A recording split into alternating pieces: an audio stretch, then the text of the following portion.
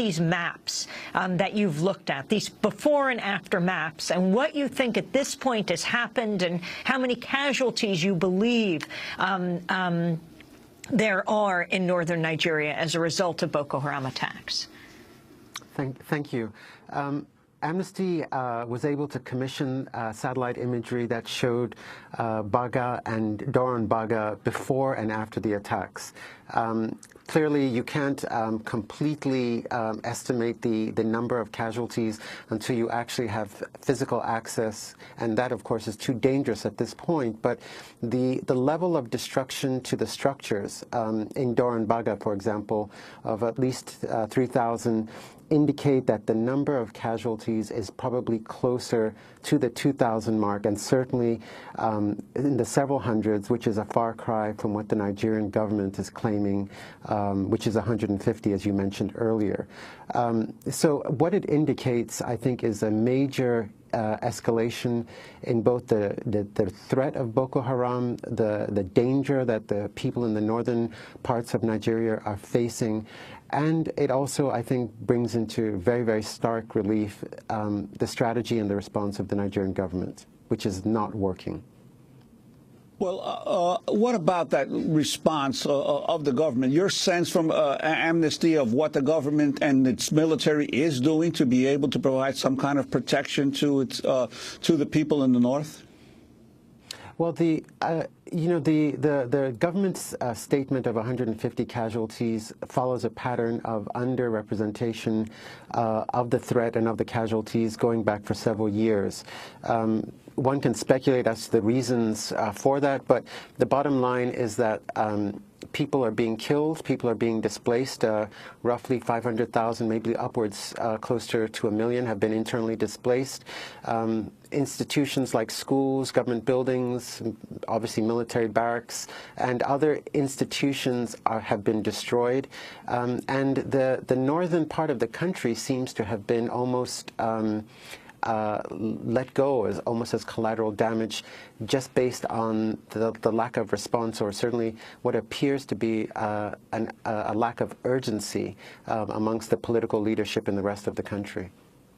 And can you link, Rona Pelegal of Human Rights Watch, what we're seeing now, this latest attack, and the possibility that girls as young as 10 were strapped with explosives to kill others and detonated from a remote site, to what we've seen in the last years, the girls being abducted? I think they're separate issues, but they're related insofar as they speak to a cycle of violence that goes between the Nigerian security forces and Boko Haram. With respect to the Bring Back Our Girls campaign, for example, as your clip showed, Human Rights Watch interviewed more than 30 girls who had escaped captivity, girls and women who had been abducted and had managed to escape.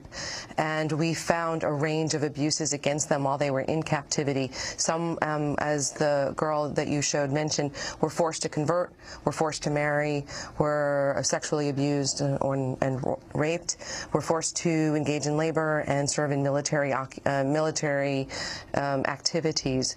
So we know that these girls have been taken in brutal circumstances, they've endured brutal circumstances, and when they get home, there's very little help for them.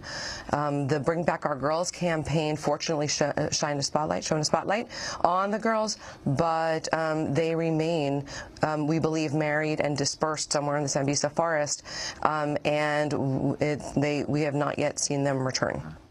The statement by the Secretary of State that we're dealing with crimes against humanity behoves everyone in the world to be involved in suppressing and fighting against crimes against humanity.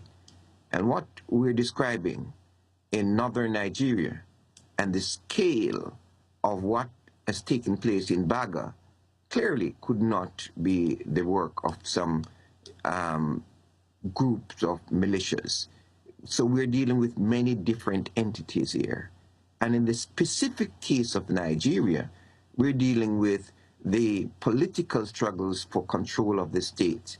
So that in the case of Nigeria, we have Boko Haram, or the elements that are called Boko Haram, that are financed from inside the top levels of the state apparatus, and the intensification of the killings and destabilization of Nigeria at the moment is directly related to the upcoming and forthcoming elections on February the 14th.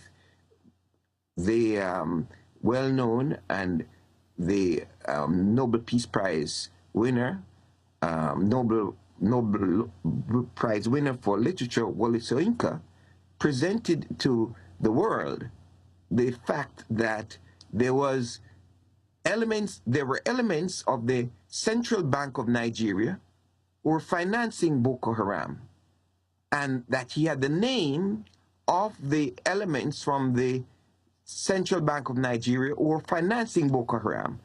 He asked Jonathan to give the names to the world because he got the names from a foreign embassy. Now, was that foreign embassy the United States government? What is the role of the United States government in the knowledge that they have about Boko Haram? That's the first point I wanted to make. The second point is with John Kerry. What do they know about the role of Chad in Baga and the relationship between Chad and those who are providing missiles and resources to Boko Haram and the destabilization of Nigeria?